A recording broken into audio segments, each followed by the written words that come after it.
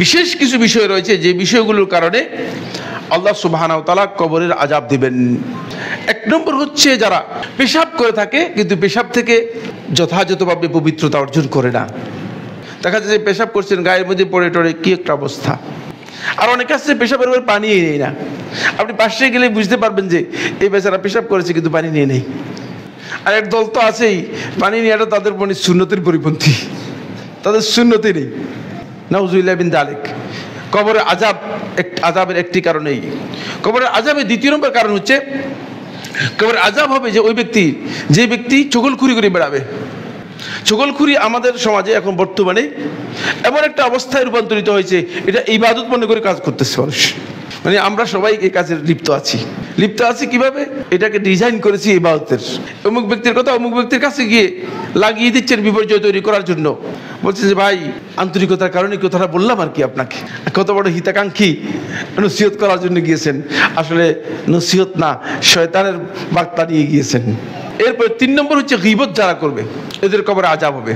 ইমাম বুখারী রাহমাতুল্লাহ আলাইহি তার সহিহে বর্ণনা করেছেন যারা গীবত করবে তাদের ব্যাপারে রাসূলুল্লাহ সাল্লাল্লাহু আলাইহি ওয়াসাল্লাম বলেছেন তাদের জন্য কবরে আযাব হবে। 4 নম্বর হচ্ছে যারা মিথ্যা বলবে তাদের কবরের মধ্যে কঠিন আযাব হবে, তাদের কবরের মধ্যে কঠিন আযাব হবে। কবরের মধ্যে মৃত্যুকের যে কঠিন আযাব হবে সে কঠিন আযাবের বর্ণনা এসেছে সহিহ বুখারী 7074 নম্বর হাদিস। 7074, 7075, 7076 এই হাদিসগুলো দেখে নেবেন, সবগুলো কবর আযাব সম্পর্কে বলা হয়েছে। 5 নম্বর হচ্ছে যে ব্যক্তি কোরআন মুখস্থ করেছে, কোরআন পড়েছে কিন্তু কোরআনকে পরিত্যাজ্য করে রেখে দিয়েছে, কোরআন তেলাওয়াত করে নাই, কোরআনের সাথে সম্পর্ক রাখে নাই, কোরআনের সাথে যুক্ত হয় নাই, কোরআন ভুলে গিয়েছে। আমাদের অনেক মানুষ আছে কোরআন হেফজ করেছে, হেফজ করার পরে না পড়ার কারণে কোরআন খোদা হাফেজ হয়ে গিয়েছে। 6 নম্বর হচ্ছে আকিলুর রিবা, সুদ বক্ষণকারী, যে সুদ খায়, সুদি কারবার করে, সুদের কারবার করে যে ব্যক্তি, এর চেয়ে ভয়াবহ অপরাধী আর কেউ নেই। তার শাস্তির কথা এখানে কিভাবে রাসূলুল্লাহ সাল্লাল্লাহু আলাইহি ওয়াসাল্লাম দেখেছেন সেটা বিস্তারিত বর্ণনা রয়েছে, ওই হাদিস তোমরা দেখে দিবেন। এটা হচ্ছে 76 নম্বর হাদিস, 7076 নম্বর হাদিস সহিহ বুখারীর মধ্যে এসেছে। কঠিন শাস্তির কথা রাসূলুল্লাহ সাল্লাল্লাহু আলাইহি ওয়াসাল্লাম বলেছেন। এরপরে 7 নম্বর হচ্ছে জেনা, জেনার মাধ্যমে জেনার ভয়াবহ শাস্তির কথা রাসূলুল্লাহ সাল্লাল্লাহু আলাইহি ওয়াসাল্লাম হাদিসের মধ্যে বলেছেন।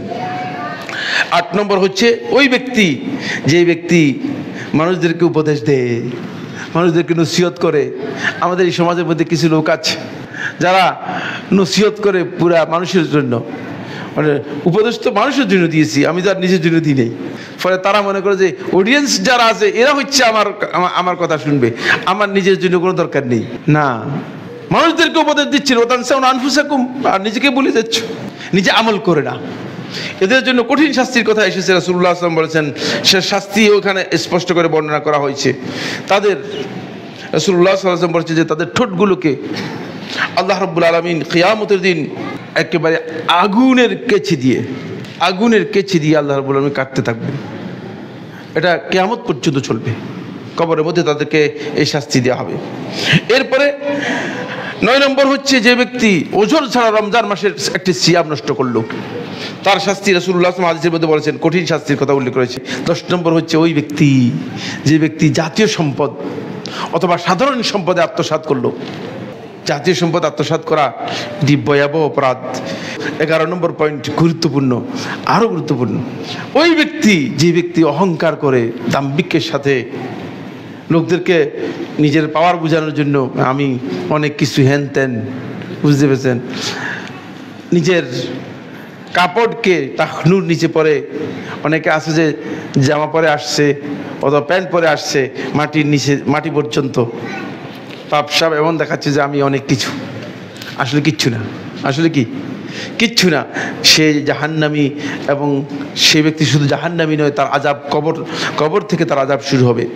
ইবনে উমর রাদিয়াল্লাহু আনহু বর্ণনা করেন, তিনি বলেন রাসূলুল্লাহ সাল্লাল্লাহু আলাইহি ওয়াসাল্লাম ইরশাদ করেছেন, বাইনামা রাজুলুন ইয়াজুরু ইজারাহু ইজ খুসিফা বিহি ফাহুয়া ইয়াতাজালজালু ইলা ইয়াউমিল কিয়ামাহ, যে ব্যক্তি তার এই ইজারকে, তার এই কাপড়কে, লুঙ্গি হোক, পায়জামা হোক, প্যান্ট হোক, যেটা পেছনে নিচে পরা হয় তাকে, সেটাকে যে ব্যক্তি টাকনুর নিচে পড়বে, অহংকার করে, তাহলে তাকে কিয়ামত পর্যন্ত মানে আযাব দেওয়া হবে এবং জমিনের মধ্যে তাকে নিচের দিকে তাকে দাবাতে থাকবে।